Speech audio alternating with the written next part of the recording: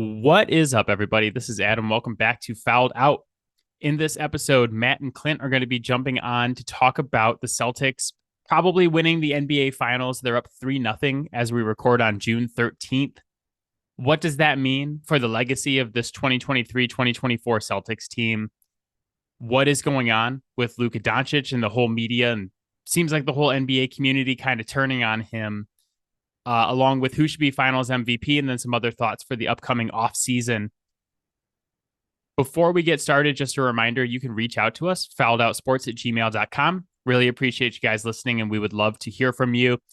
Share your thoughts on the NBA playoffs, the NBA offseason, what players you think are going to move, who's going to get traded, where the free agents are going to sign. We'd really like to talk to you guys about that. So reach out to us.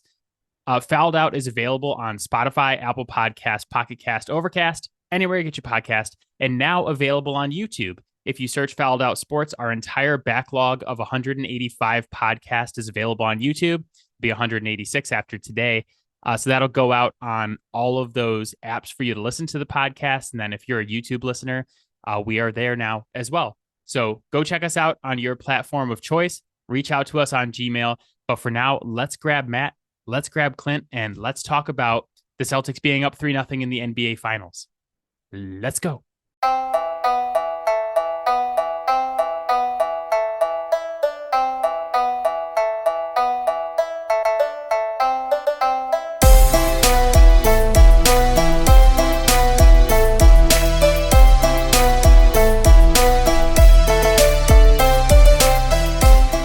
All right, Matt is here. We're bringing back Clint for this week. Guys, how you doing? Good. How are you? Better than the Mavs. Yeah. I'm good, except for the fact that the last three series of the NBA season have been extremely boring up to this point. Like, the conference finals were awful. Yeah. The NBA finals is objectively awful, not because Boston is up 3-0, but just because I thought this would be a better series. And it really hasn't been so far from a games perspective. And I was hoping we could come on here and talk about it being 2-1 and be like, oh, yeah, the Mavs have a chance in game 4, but we're really just at the point where this is the Boston Celtics championship victory lap here. Like they're going to win one of the next two games and the series is going to be over.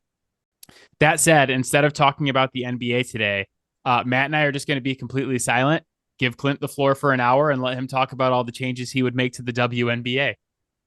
This is a fantastic segment. That's the best segment. It's what the people want, honestly. Yeah, I mean, it's probably going to get better ratings than the finals have, but what have you guys seen in the finals so far? I know, Clint, I feel like you have quite a few takes from last week that you were pretty excited about how they've aged. Yeah. So the notable one is Kristaps, when he was there, absolutely did what he needed to do. And I think he really helped game one set the pace. And then one of the other things that I was excited, well, I was disappointed in seeing it, but I was excited about getting the call right, was Luka didn't keep his fucking mouth shut. And then look what happens. Like, you get picked on a little bit, and then you foul out with 4 minutes to go. Don't worry about the refs, because if you'd gone back and stopped, like played defense, transition defense, and gotten a stop on one of those, like, you're right in the game again. You know, so it's just like it's not playing hustle basketball in the finals, and that's kind of egregious to me. Yep. Even if you give up a bucket on that transition play, you're still like extremely in the game with 4 minutes left. You either gotta like move your feet and play defense or get out of the way. You cannot foul out there. Yeah. This has been my big picture overarching thought from the first three games of this series. And before I say this, I want to give all the credit to the Celtics that they deserve. They're going to be the 2024 NBA champions. They've earned it. They're the best team in the league. They've played better. They're the better team in this series. Right? I'd put that all out there so that nobody can come back later and be like, oh, you're just being a Celtics hater. But don't invalidate your statement. It's and. Always and. Okay. And watching the first 3 games of this series, I have not watched a team that is, I think, light years more talented than the other. Like, I don't feel like the Celtics have an overwhelming talent advantage on the Mavericks like I did last year going into the Nuggets and Heat series, where I picked the Nuggets in 5 because I was like, there's just nothing that the Heat are going to be able to do against Jokic and this squad. Mm-hmm. What I've seen through the first 3 games is one team that I think is hungrier, they're sharper, they're doing all of the little things that matter in a basketball game versus a team in Dallas that has been sloppy and just hasn't put the effort and the attention to details into these games that they need to win. And I thought games 2 and 3 were winnable for the Mavericks. And to be quite honest with you guys, I think that it's Luka's fault that they don't have a chance to win this series anymore. You look at the effort that he's put in and just his complete unwillingness to play team basketball in the last couple of games. Yeah. And I really think that is why the Mavericks are down 3-0. Like it's not just the whining, like Clint mentioned, like that's a big thing where you feel like you get fouled.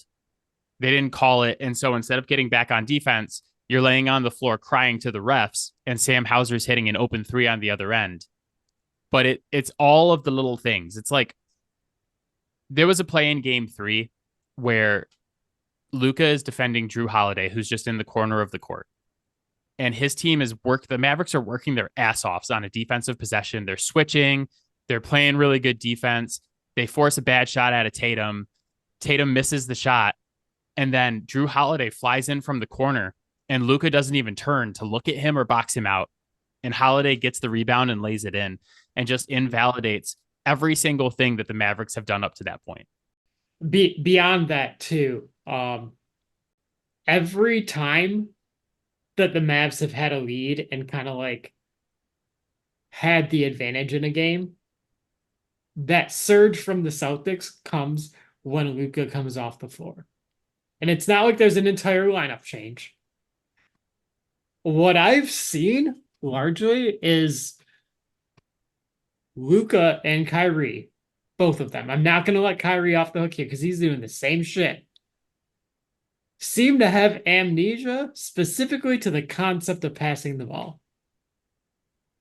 They're playing so much iso ball, even more than they have in previous series. And like for the meat of the game, they don't have any fucking confidence to make their shots go down. And so when the bench unit is in, they get absolutely massacred, no matter who is out there for the Celtics. That to me has been the biggest difference in this series, is that every time Luka's off the floor, like they're getting decimated. And so like, yeah, you've got to have like a plus 20 plus minus Luka in order to make that work. Yeah, I think the times that the Mavericks have looked really good in this series is when Luka's absolutely cooking, which of course, anytime that your best player is cooking, you're going to look good. But I kind of knew that it was going to be a struggle for the Mavericks when Luka was off the floor in this series. Mm-hmm. I'm just still more disappointed by one, the way that he's acted, and like two, just there's so many moments in this series where it's like someone will cut, like Jaylen Brown will cut through the middle of the defense while Al Horford has the ball in the corner and just nobody picks him up. Yeah. And he gets the ball. It's like an easy layup. And this is kind of the thing is Boston, like you said, has just had more options, but they've also gotten easier shots because Dallas's guys are just falling asleep at different points and not doing the little things. And it's like, you look at Dallas's side and they're not getting their head on a swivel. They're not paying attention on defense. Mm-hmm. And then you have guys on Boston like Peyton Pritchard and Sam Hauser who are just fighting for their fucking lives on every possession and just working. So, and it's like, I look at Luka and I'm like, dude, you're one of the best players in the world. Why are you not putting in the type of effort that like these guys are playing for their lives over there? And I use those two as an example, but like even Drew and like Jaylen Brown are just dogs on defense and they're putting in that effort, and you can't even get up off the floor to get back on D. I'd be so pissed off if I was on the Mavericks right now. I just look at Luka and be like, dude, what the fuck are you doing?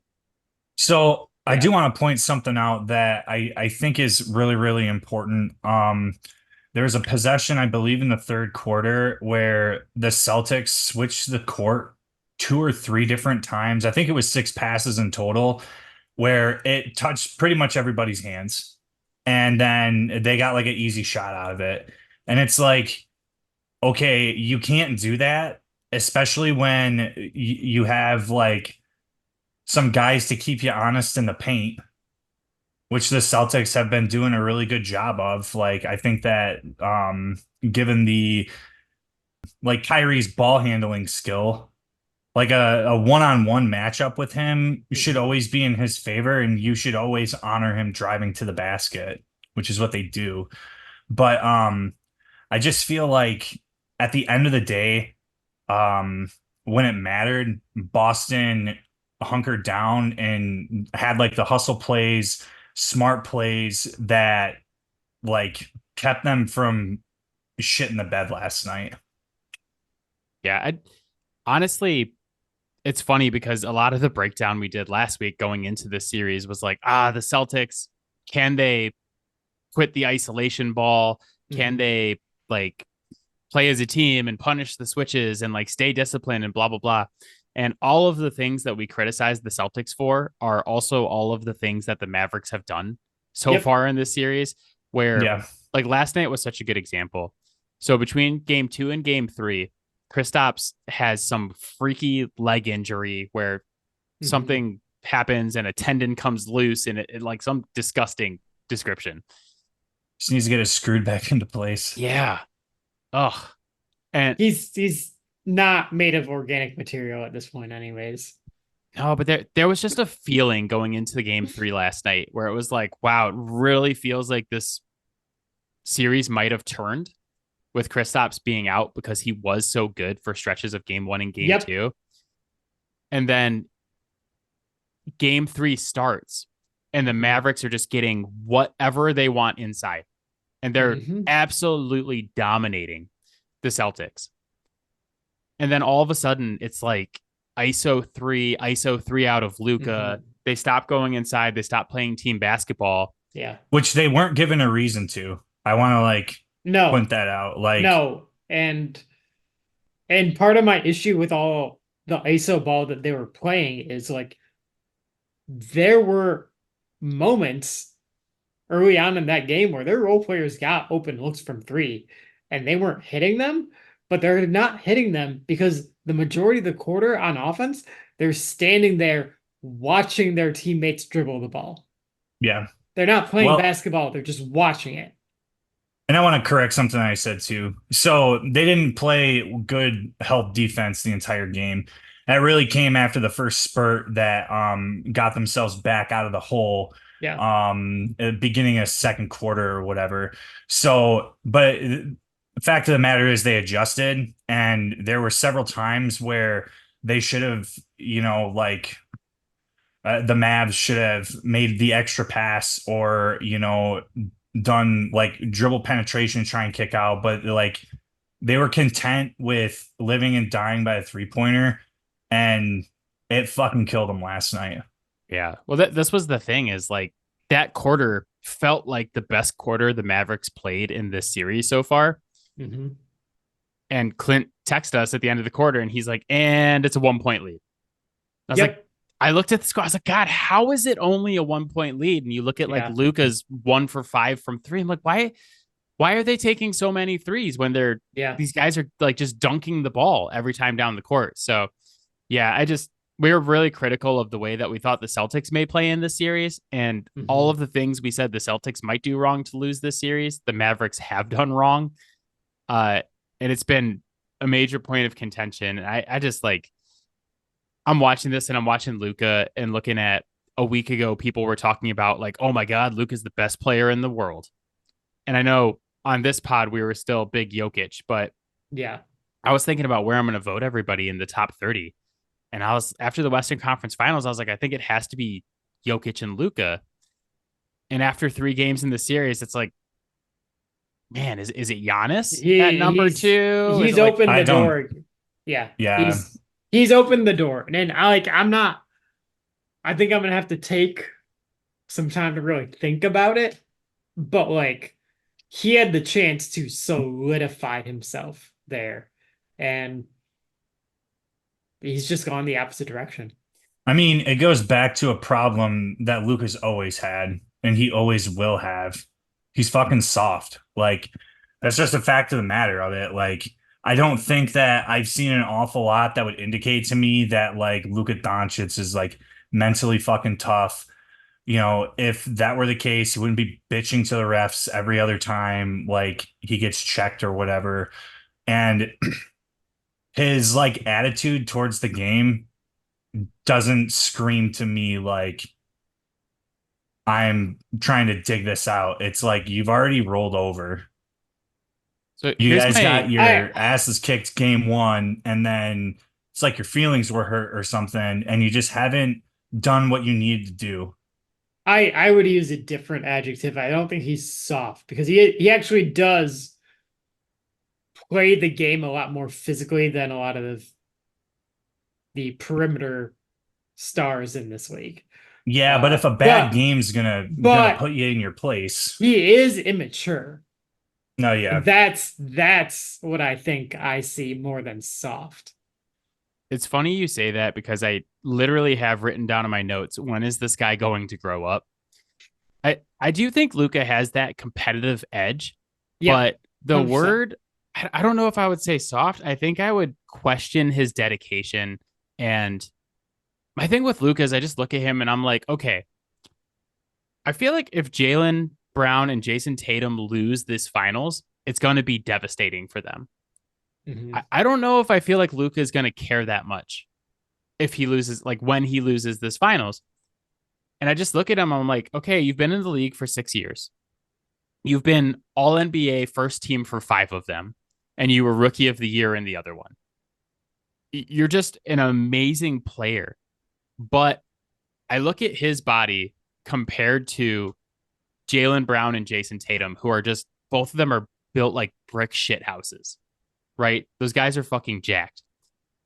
You don't get that type of body from playing basketball for 104 games or whatever it is, right? Like it's a dedication thing. It's an everyday, how bad do you want this thing? And I guarantee you, like those guys are not celebrating the conference finals by drinking a beer in the locker room and having one of their assistant coaches having to come and take it away from them, like Luka is. Those guys are not drinking sweet tea 24/7 and like eating like shit. They're dieting and they're exercising and like working out all the time. And it's like a 24/7, 365 dedication to this that, Yeah. as amazing as Luka is and as much as I love him, I don't know that he has that because I don't know if he cares the way that some of these other guys care. Well, And going back to That's where I think he needs to grow up. being mentally Yeah. tough, I guess, is what I like. That's where I think he's Yeah. soft. Like he's not mentally tough. He doesn't have the discipline to like fucking just do what you gotta do, even if it sucks. Like, and that's like really, really disappointing because he's gonna be one of the next faces of the league. Like once LeBron's out of here. Well, to play devil's advocate, because I do think there's a lot of truth to what's being said. I'm not gonna say how much he cares, but I think there's another huge star that we've mentioned that also has had, in the past, he's finally slimmed down more.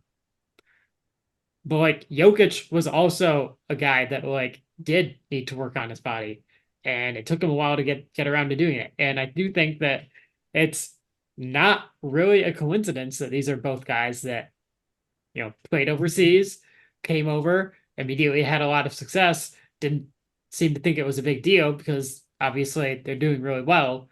Like it might just take more time for him to be able to realize, no, I need to get rocked up. I'm just wondering. It did take Jokic that extra time. I'm wondering if getting swept in the finals or losing the finals in 5 games is going to be the kick in the ass that Luka needs to go home and be like, okay, I really got to take this seriously year round, not just Yeah. come in out of shape, because he's come in out of shape the last couple Yeah. of years and played his way into shape, and like it's worked for him because he's put up amazing numbers. But like when we start seeing the Luka is a vegan and stop drinking beer stories in the offseason, the league is going to be fucked because he's doing all this without having that like crazy dedication to it. But I also like I look at this and I look at how he's played in the finals, and like I said, the mental errors of like he doesn't even box out Drew, or like Jaylen's Yeah. cutting and he doesn't stay in front of him, and I'm like, this dude might just be really tired. Yep. And so 'Cause- that's something that like I was thinking too. Because there was a point in our group message that I was like, this guy's gonna have to play 48 the rest of the series. Like last night was an absolute must win, right? They were still resting him earlier in the game. So it's, to me, that really tells me I want to they like he can't play 48. ask you guys a question, because this is something I was thinking about last night too. But there was a reviewed call where Luka in defensive position got called for a block. And there was like the whole discussion was, okay, well, was he set? And to me, it was like, well, I'll like, was it a charge or was it a block? I guess will be my first thing that I say. I think it was a block. Was Okay. in my opinion, that was a foul. I thought his six. You're talking about his sixth foul. I think, well, I'll put it this way: if it had been ruled a charge on the court, I think it would have remained a charge. Like I think it was close enough to where you weren't gonna really turn it either way. But like to me, it's neither here nor there. Like you can't put yourself in that position. When you have 5 fouls, like no chance can you take that foul there. There are 4 minutes left in the game. You are the best player on the floor. So for either team. This is kind of going to go into my thing, but you would assume that you're in, the most important basketball game of your fucking life, one of them, and you don't have the discipline to make sure that your feet are set prior to like getting in the position that you did. To me, there was no way in God's green earth someone could have told me he was set and established, because he never stood still. Like he constantly moved his lower and upper body through the whole fucking thing. Yeah. And it's like, okay, that goes to Matt's point of Luka being tired, but yeah, what happens, like the difference between Jokic is when it came to it, he fucking made the changes and he went out and he got results. So like, and I don't even think we should have to give Luka a year. Like this should be your time right now. I don't think you're going to have an easier path the rest of your career to, the promised land, unless you go team up with, whatever, they bring somebody that's the, second talent in the league in to Dallas, which I don't think would ever happen. Like, why the fuck would you go to Dallas? Luka and Giannis, 2025.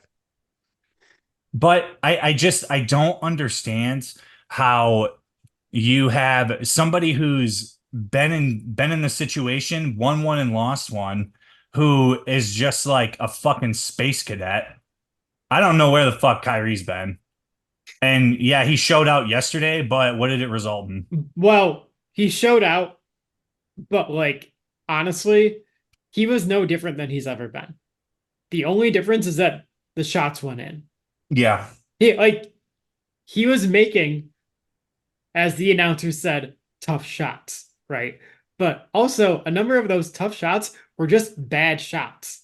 Yeah. And when they needed him to get a bucket at the end of the game, instead of like being a problem and creating a situation where he's either going to get a bucket or someone else is going to be open for an easy bucket, he chose to go ISO ball. Yep. There was a play towards the end of the game too where Tatum did what we want him to do every fucking time. Yeah. Where like he caught it, I think, gave like a little like shoulder fake and split his guy and then dunked it in the lane with two other defenders by him. And it's like, Yeah. no, that's all you have to do. You don't have Mhm. to take bad three-pointers. It- yep. But he started to do some of those things, not as Mhm. much as I would have liked to have seen, but he did it. Where Mhm. opposed to the first game, he didn't really do an awful lot of that kind of stuff. They So they got Jaylen Brown going downhill a lot more too, which is like kind of what we've been pounding the table for them to do with him for the yeah, last 3 years. Because yeah, no, when he's going downhill, like you just if you're not already in front of him, you're not stopping him.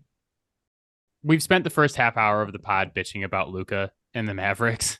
I do want to give the Celtics some credit, and I will say that Jason Tatum, I thought, played really well in game Mhm. 3.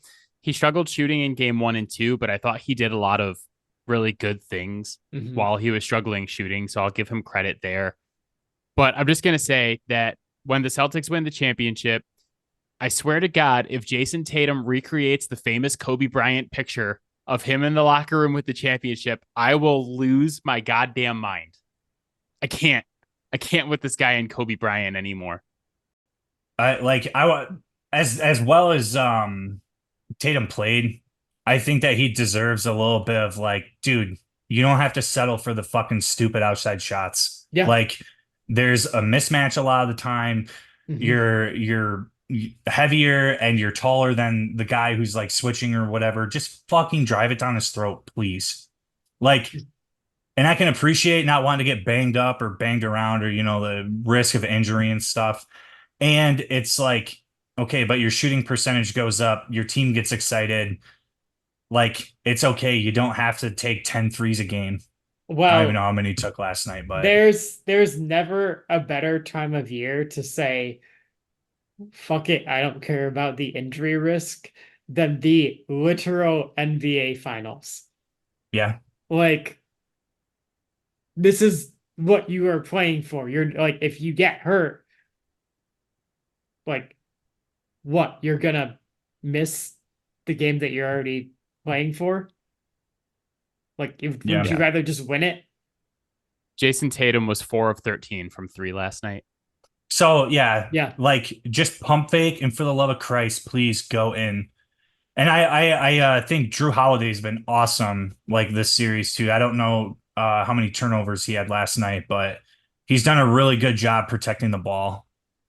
Yes, like Tatum and Jaylen Brown have kind of done some of the things that we've been wanting to see them do, but like all those other concerns are still there.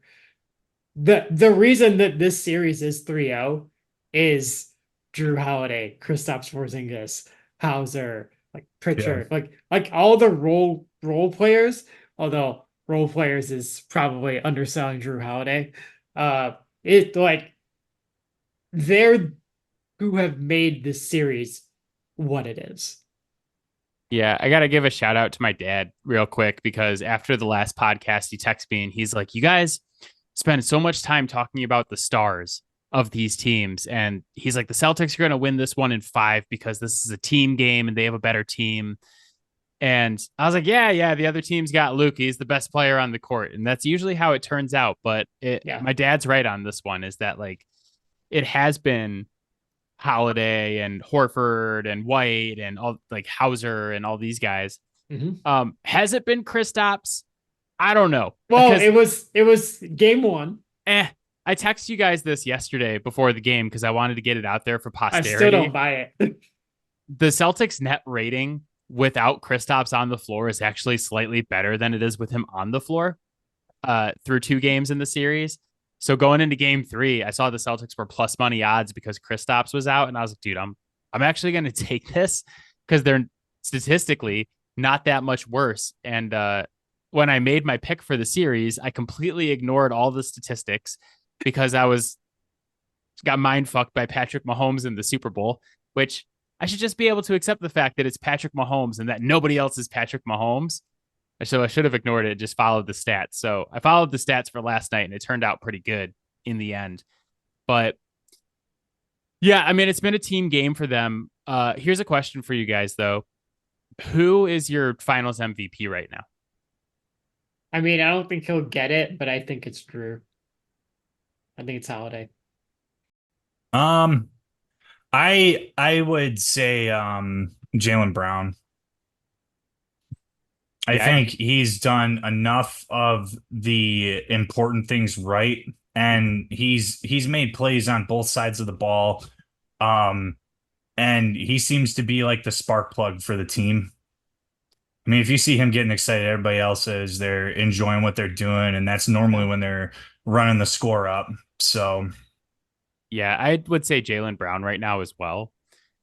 The thing I thought was super funny was that, like, after game one, Jason Kidd came out and he's like, we really got to find a way to stop Jaylen Brown. He's the Celtics' best player.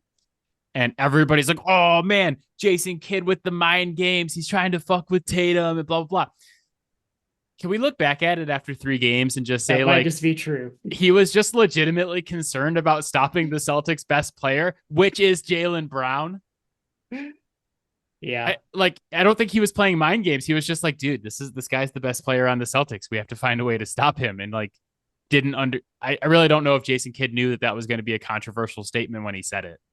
I don't think it Like, was, but Yeah. like the ego problem, and like Tatum, I think said something in a presser, where they both were like asked about it or some capacity, and they were just like, no, like it's a team game. We're teammates. We're gonna try and do the best that we can and do the best by each other. And I was just like, that. I mean, They've yeah, been it's dealing class, this but for a long time. yeah, no, They're pretty well coached up on it.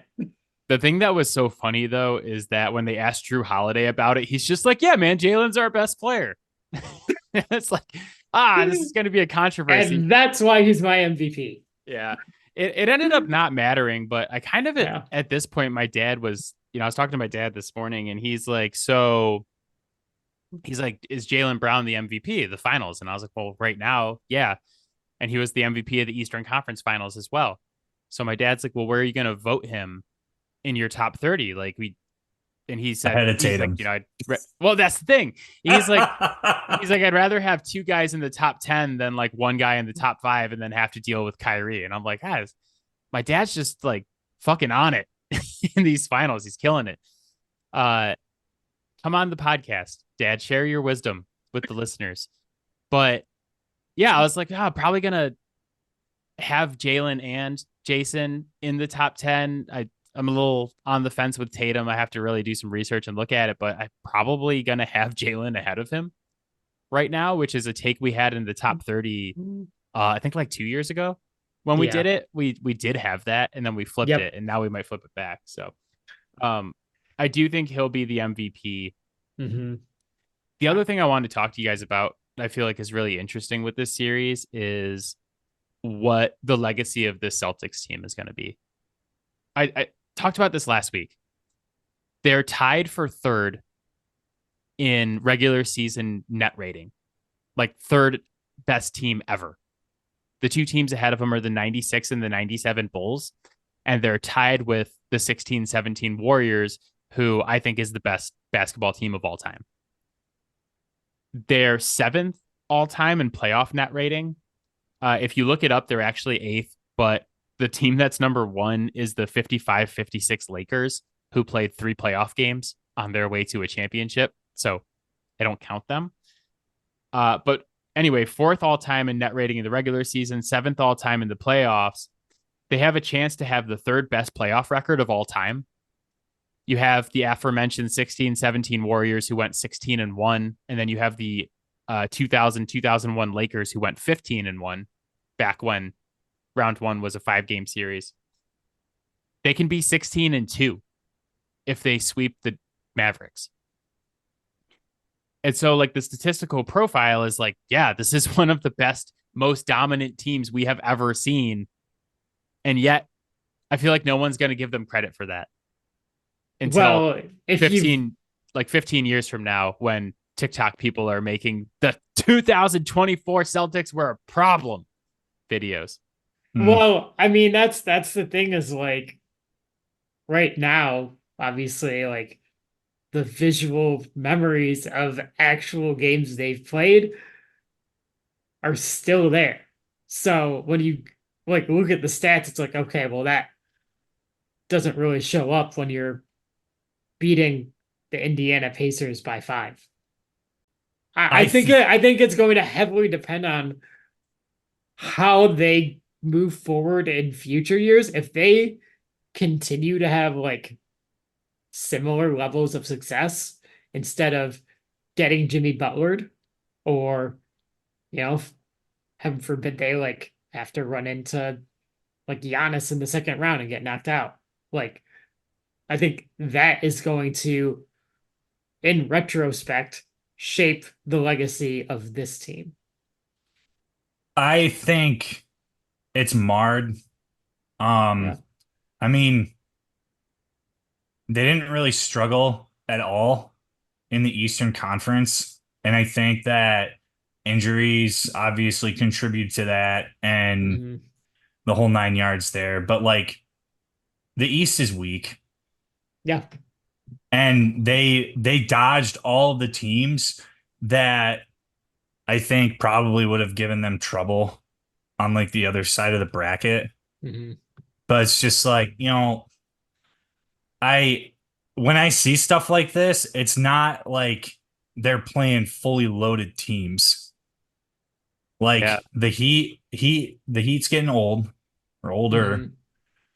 The Cavs have a really good young talent, but they're fucking I would still consider them in the part of like reestablishing the core and rebuilding as far Mm-hmm. as like a team is concerned. You got the Pacers who lost one of their stud. And then you come into the Mavericks who I figured their bench would be a little bit more productive and stuff, but they're shitting the bed just as hard as the two superstars there. So I just feel like you didn't really have to work super hard. The hardest I've Mm-hmm. seen you work is when there was a 22-point deficit erased and you guys were like shitting your britches trying to figure out how to like get back on the horse. Like that's the hardest I've seen them work. And they can't help all of those things, right? Like No. they can't be like, well, we would have played them and would have won, moot. But I think like looking back at it, it's gonna be, yeah, they probably, won on a down year and it still counts. It still hangs a banner, No. but it's not like you didn't knock out like a historic, 2017 Golden State Warriors, Yeah. 2000 Lakers. Like you didn't beat anybody like that. I have two things about this. I'm trying to figure out in my head what the best order to do these two things is. But I'll ask you guys this question. Who did the 16-17 Warriors beat on their way to the NBA Finals? I'm Who? gonna guess probably like the Was that Houston? Paul, yeah, Chris Paul, James Harden Rockets. Nope. No? That was the following year. Okay. Okay. No, but I'm saying this. You guys are proving my point. Who did the 2000-2001 Lakers beat on their way to the championship? Wait, nobody remembers, and nobody cares. Yeah. The only reason I remember is because I looked it up today. And this is the thing: is like the '96 Bulls, the '97 Bulls. Who did they beat? No one cares. No one knows, right? Unless you're like a Bulls fan or you're a Warriors fan. And I'm sure there's people listening to this that are like, "Oh man, the Warriors, they swept the Trailblazers in the first round, and then whoever in the second round, and then the 16-17 year was actually the year they swept the Spurs in the Western Conference Finals, and Kawhi got hurt stepping on, landing on Pachulia's foot. So, there was a real big to do about him intentionally doing that. Yeah. My counterpoint to that, when you years down the line ask that question about this team, and they sit there in silence and say nothing, that's actually the right answer. Yeah. That's a good point. But what I say that I asked that question to say that I think, 5, 6 years from now, oh my God, we're actually 8 years away from 2016. Jesus. Uh, so years from now, though, when people go back to look at this team, they're just going to look at like, wow, look at that net rating in the regular season. Look at that net rating in the playoffs. They went 16-2 in the playoffs. Holy shit. And I don't think we're going to sit here and talk about they beat the Heat without Jimmy Butler and the Cavs without Donovan Mitchell. And I will. this is why we do podcasts, though, is so that we can go back and listen to this and be like, oh, yeah, that's right. That's why they're not as good as the 16-17. I'm Warriors. also just petty. So, But I also think, too, that it's important to realize that, like, I would say, like, the, what was that, 04-05 Pistons, like, that, the championship that they won was a hell of a lot different. Like, I would say that has more, like, there was a bigger difficulty curve given what they had to go against and then what they had to play against out of the West. Like, I would absolutely say that, like, that Pistons team, like, I might not remember the specifics of it, but I know that they fucking routed a lot of good teams with a lot of good players. And then they took out, like, the blue bloods of the basketball world. Well, now we're going to start getting into which championships count and which ones don't. Yeah, I was gonna say the COVID championship was total bullshit too. It's like the only ones that count. Matt and I went over this the other day. It's the 2011 Mavericks and the 03-04 Pistons, and then the 1979 Supersonics, and every other one doesn't count. But no, I just say that to say, like, now there's going to be this whole debate about whether this, people are going to be like, oh, Mickey Mouse championship and this one doesn't count and blah, blah, blah. But like 8 years from now, I think people will forget and they'll just look at the Celtics team and be like, wow, that was a historically dominant team. I think the other thing too is like the whooping they've put on the Mavericks so far is going to hinder their legacy in a way. And I always say this about LeBron James. And I know Celtics fans are like, don't you dare compare us to LeBron James, but I'm going to do it. So LeBron made what, 8 straight NBA championships, 8 straight finals. And people look at that run and they try to discredit LeBron and say like, well, he didn't play anybody. Like, look at all those other teams. They're not that good. If you just beat all the other teams all the time, then of course nobody's going to think they're good. But if they beat you, you don't get the accomplishment.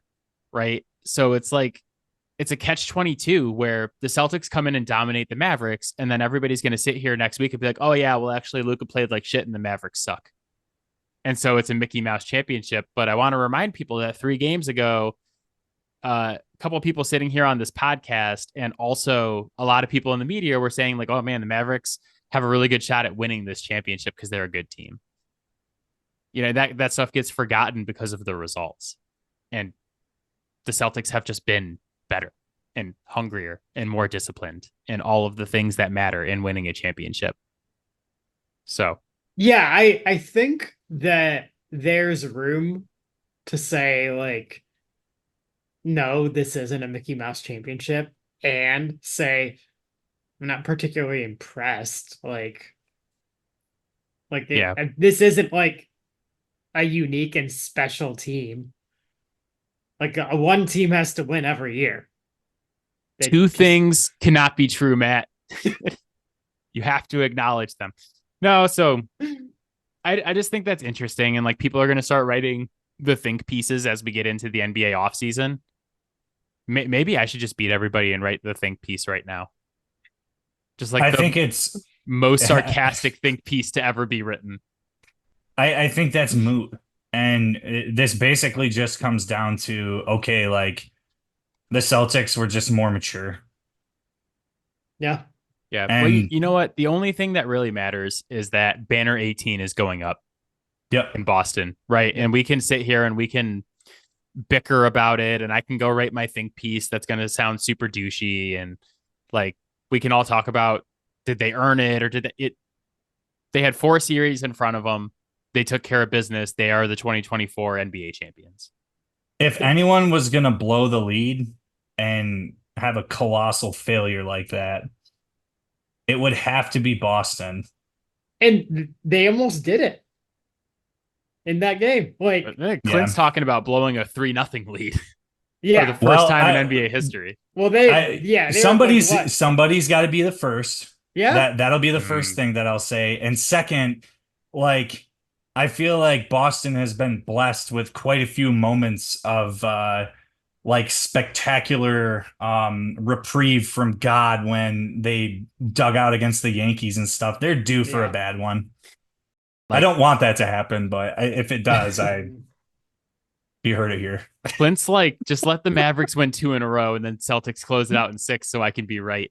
But Matt and I talked about this before, is that like this podcast, we do not like to discuss the playoff fates of historically good regular season Boston teams on this podcast because I am a fan of the rest of them, and teams like the Patriots, who were 18-0 at one point, and the Bruins, who had the most wins in the history of hockey just 1 year ago, didn't end well in the playoffs for them. So I could see it, but bucking the trend, the 2018 Red Sox had the best season in franchise history and then dominated on their way to the World Series. So, but premature congratulations to the Boston Celtics on their 2024 NBA championship.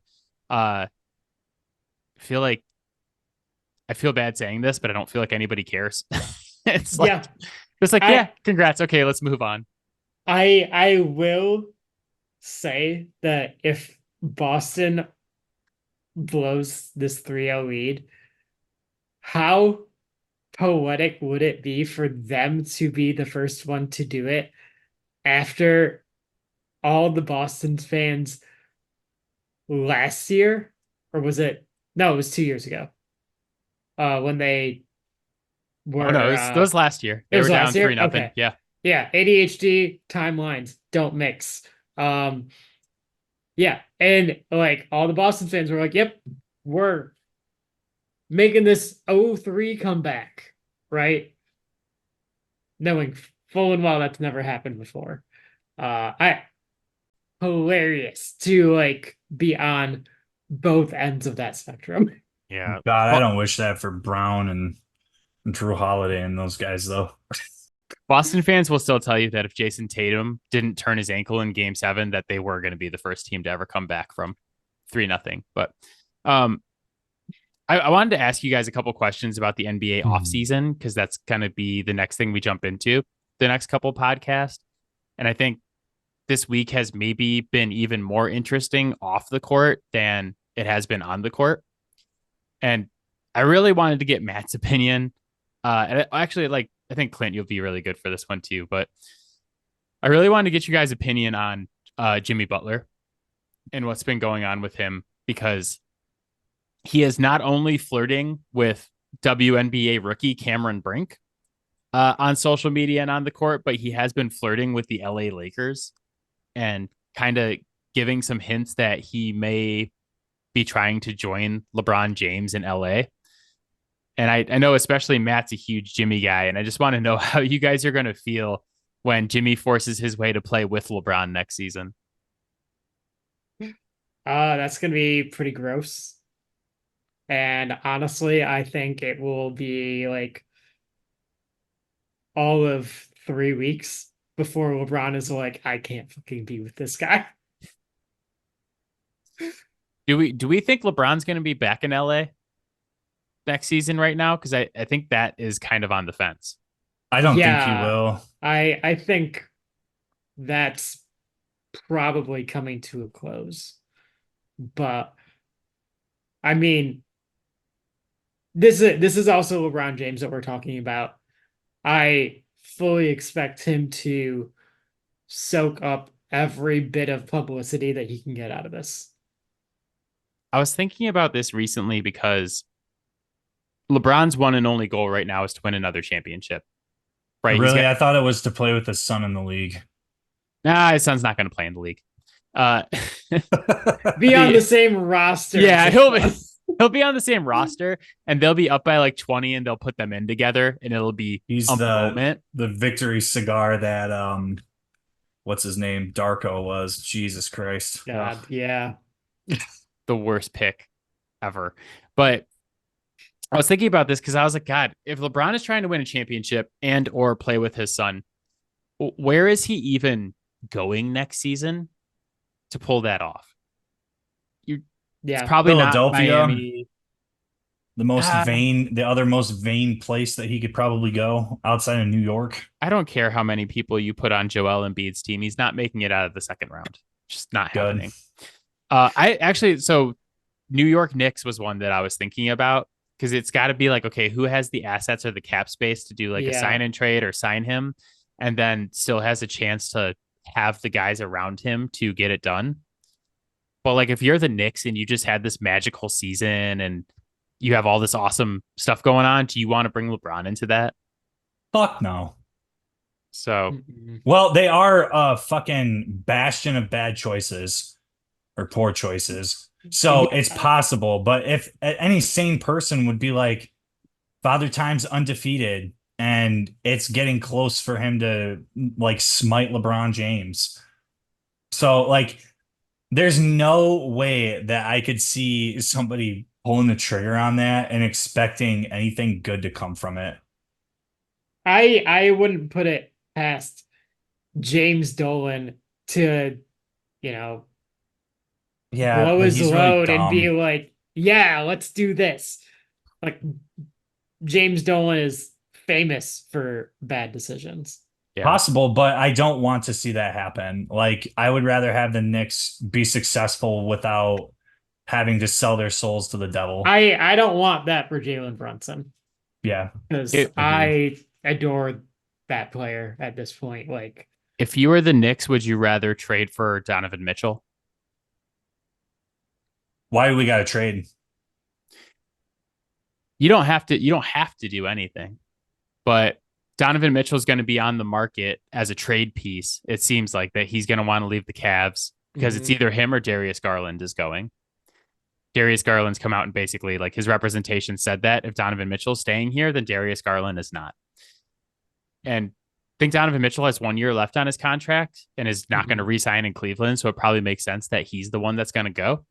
And New York has always been the rumored destination of like, this is where Donovan Mitchell ultimately wants to end up. So I'm like, if I'm New York, do you make that deal? Do you bring back the same team? Another rumor is that they might want to get Mikal Bridges because they have all these Villanova guys already. So they're trying to get like the final Villanova guy. And then the last rumor about the Knicks was that they will do literally anything to pair Devin Booker with Jalen Brunson. So I just like you, so you blow up like this awesome thing that you had going for like an all-in bet. I I mean, I can appreciate the sentiment behind it, but I don't think that I would be in that position. I mean, Mitchell seems like it's a compelling thing, but what are they going to trade for him? Like what yeah. pieces would you get rid of to get him as opposed to just like feeling it out with like where you're at the beginning of the season? If I'm New York and I really want to take a big swing on a star to bring in, I'm gonna see if I can like redirect Jimmy over to us. I think that's a better fit with Jalen Brunson than Well, Jalen Brunson's supposed to be your guy. So yeah. I feel like it hurts your relationship if you're like, you're going to be the guy, just not yet. I don't know that that is necessarily how that would have to work, right? Because I think we know full and well, and I think the players know too in the league. Like if you just have one guy, you're probably not getting to the promised land. yeah, I think this is the Yeah. problem is you kind of look at the Knicks this year and it's like, man, it was this magical season. It was awesome. And it ended in us losing to the 6 seed Indiana Pacers. Yeah. So that's why I think they're looking at making a move like that. I honestly, out of the guys I mentioned, Devin Booker is the guy I would want the most, but he's also going to be the one that's the most expensive out of, Donovan and Devin Booker and all these guys. So I kind of like the Mikal Bridges idea because I think he's going to be a bit cheaper and he's more of like a Robin than a Batman. and you complete the Villanova set where you have Hart, Dante DiVincenzo, Brunson, and then you bring in Mikal Bridges, and you have like really have the Villanova thing going full force.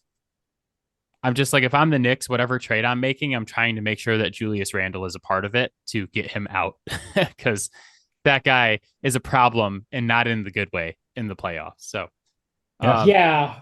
I mean, another thing, I mean, if Jimmy's really on his way out, then I mean that's a very clear sign that Miami's got to do a real rebuild. So at that point, I think the question becomes too, like, what's the deal with Bam? God, Is Bam on the market at that point? I would No. do I'd pretty much do anything, including many illegal things to get Bam Adebayo on the Sacramento Kings. Yeah. I like, we I can't. would, I'm just gonna put it out there. We can't. I don't even yeah. think like, Keegan and Don or Davion Mitchell and Keon Ellis and all of our picks, I think probably doesn't get it done, but I would do it. I'd fucking do it if I could have him with Sabonis and Fox. Yeah.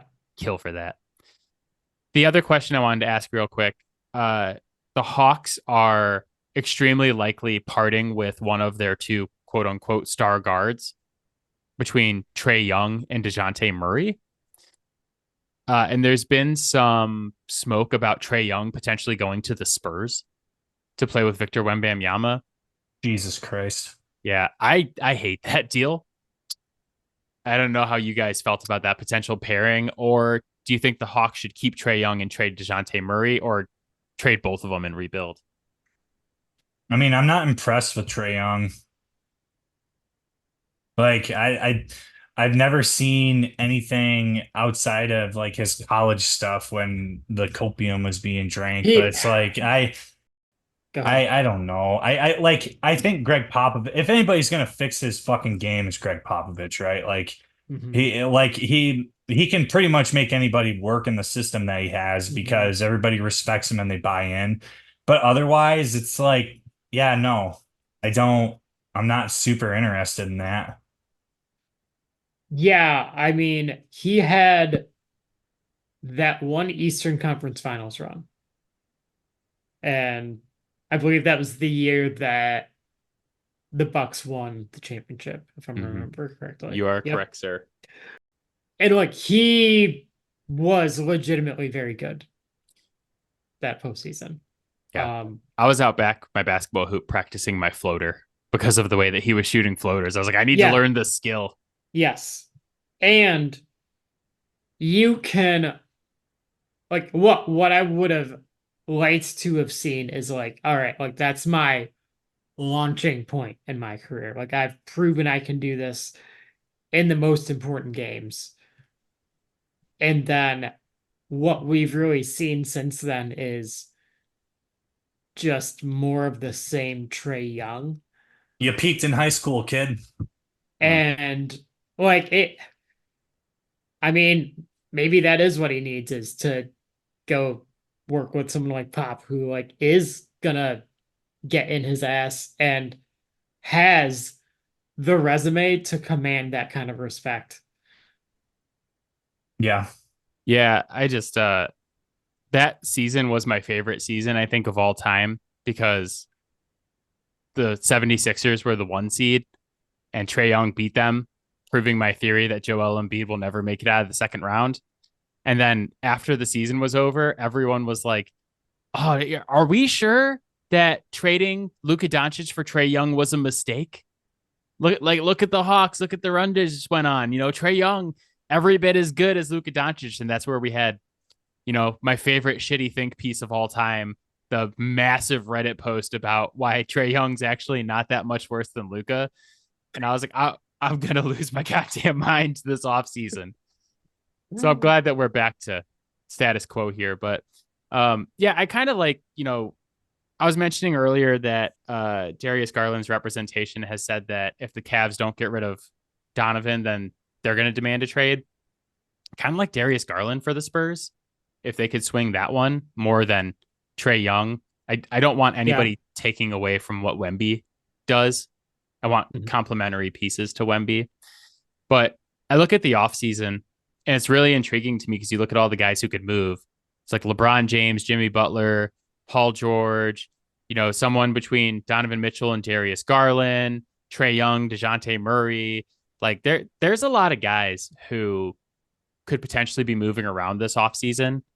I think there's some questions in Phoenix, like Klay Thompson's going to go somewhere else for the first time. It's, well, maybe, but there's a lot of stuff going on. And I just can't wait till the offseason episode where I can come in here and be like, these are all the player moves, but I don't give a shit about them because the Pistons just signed Paul George to a max contract. Is there any chance in hell Paul George goes back to Indiana? I don't hate that, actually. Yeah. I don't hate that fit with Halliburton and with Pascal Siakam. No, and I mean, for all the shit that I've given Paul George over the years, he is a guy who could kind of be the man on the floor when Halliburton isn't there on the floor. And I mean, that was clearly the number one issue as soon as he went down. Yeah. Yep. So it's going to be an interesting offseason. I think we're going to be coming back and talking about it more next week after the NBA finals. I'm assuming are going to be over when we record next week. Also going to have some NBA draft content coming up in the next couple of weeks. And then we're going to kick off the NBA top 30, 3 podcasts counting down from 30 to number 1 as voted on by the panel of experts, the 3 of us and Devin. Trying to think about what else is coming up. And then there's some Olympics coming up. Didn't realize that Euro 2024 starts tomorrow, the day that this podcast drops, which means I get to place my favorite bet of any international soccer tournament, France to win and Kylian Mbappe to score, plus money on DraftKings right now. Go book that. I think they play later this week. But there's a lot of stuff coming up as the NBA season comes to an end and we crown the Our Celtics. WNBA episode. That's going to be a banger too. You guys are going to have to record that one without me, I think. So, oh no. Oh, we're sitting here with popcorn while he does this. Clint, do you know that I have a WNBA fantasy team? Yeah, you told me that last week. Yeah, and my changes aren't even that controversial. It's like shorten the court a little bit, make the lane smaller, and then lower the hoops like 6 inches. Like, make it look faster. Jesus Christ. I want to go fast. But for now, that is it for us. As always, Fouled Out can be found on Spotify, Apple Podcasts, Pocket Cast, Overcast, anywhere you get your podcast. You can hit us up at Gmail, fouledoutsports@gmail.com, and you can find our videos on TikTok at Fouled Out Sports Podcast. It's a long name, but you can't miss it. New for the podcast, I have passed the YouTube certification thingy, and all 185 episodes of Fouled Out are now available on YouTube. Jesus, that's news to me now. Yeah, sick. Very cool. I'm finding out with you guys. Episode 186 is going to come out on YouTube now because I got our RSS feed hooked up to YouTube. So if you go on YouTube, looked up Fouled Out, you can listen to the podcast there. Kind of cool. So go check that out. The only other thing I guess I want to say before we sign off is fuck Utah and their hockey team. We've talked about potential names recently. They announced while we are doing the podcast, they have decided to name the team the Utah Hockey Club. What a bunch of fucking cowards. Couldn't have picked a worse name. And I'm afraid because they're talking about NBA expansion and they've named Seattle, Las Vegas, and Mexico City as potential destinations. I've also heard Vancouver bandied around. And I just see a future where Seattle gets a franchise and names it like the Seattle Basketball Club and all of us lose our fucking minds. They would literally burn down the entire city of Seattle.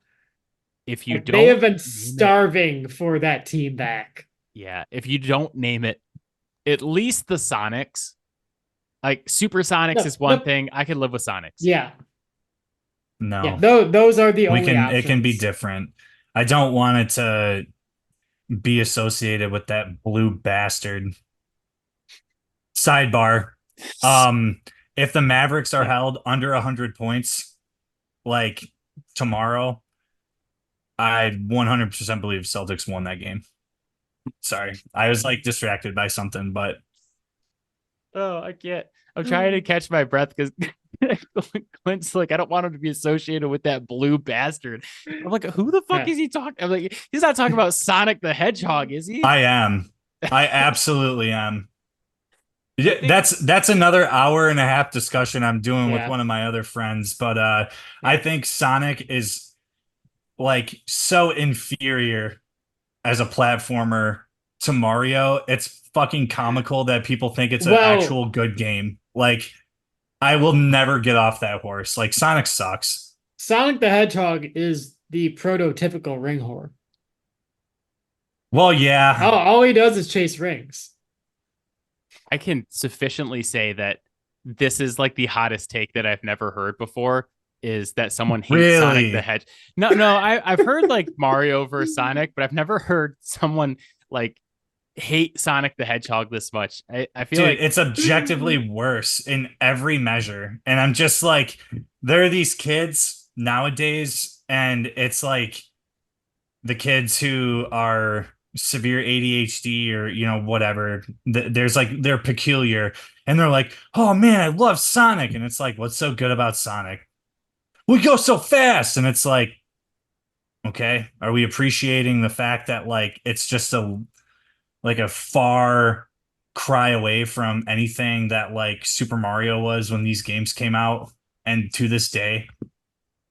my advice for the take is don't explain it and just like Oh my tell god. people you fucking hate Sonic the Hedgehog and don't explain why. Yeah. And that's just like that's it. It's just like Clint has this rivalry with Sonic the Hedgehog and no one ever knows. I'm gonna send Matt a video too of like a fan fiction that Pete showed me one of the very first time. Pete's a really good friend of mine. First time I met him, he showed me this horrifically animated drawing of like Mario and Sonic like in cahoots, and then they just like start making out and melting into each other. And I was just like, this is the most bizarre thing I've ever seen. And then Pete and I were friends after that. So You know, it's how male friendship the happens. thing is that I was 100% certain the moment you said fan fiction that it was going to be horny as hell. yeah, always Sonic. is. What about just being associated with the restaurant Sonic instead? That's Sonic with the all the ices and stuff. yeah. Fucking mint. That's fine. Blue Sonic, bastard. Food Sonic, Good okay. shit. Okay, in Clint's book. So okay. Yeah. And with that, we will sign off. We should start the Patreon back up and just do we should do the WNBA episode and an episode explaining. We should get Pete on and have the Mario versus Sonic debate, and that's the fucking Patreon. No, that's actually one of the things that he and I are going to do. Like, he specifically asked for it because he has the same level of like intrigue and stuff. He's like, Clinto, I don't think it's better than Mario, but it's not that bad. And I'm just like, no, it absolutely is. Yeah, this is peak male friendship. It's like, Yeah. all right, we will be back next week to talk about maybe the end of the NBA About finals. Game 7. Yeah, I was gonna say geez, it's stop. about Dallas winning the championship in the NBA offseason. Until then, enjoy the last couple basketball games. Seems like hockey's going to come to an end here in the next couple of days, but we got Euro to get us through, which I love international soccer. That's going to lead us into the Olympics. We have some international basketball to talk about, and then before we know it, Matt and I are going to be talking about NFL season previews for all the divisions. So all sorts of good stuff coming up, but I will see you guys next week. Take it easy. Bye, guys. All right. Bye, guys. Bye, Mom. Bye, Robin.